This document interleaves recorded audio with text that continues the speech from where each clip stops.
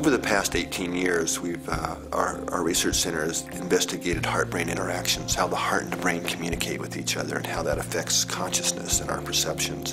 One of the things we identified in our research was the state we now call coherence. And what we found was that when we're feeling positive emotions, like we're really appreciating the sunset, or really feeling love or compassion or care for someone, that the heart beats out a very different message.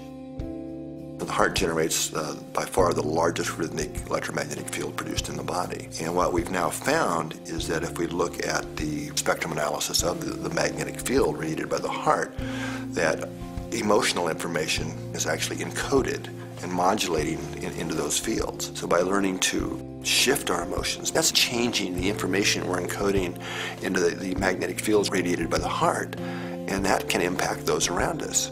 We are fundamentally and deeply interconnected with each other and the planet itself, and what we do individually really does count and matters.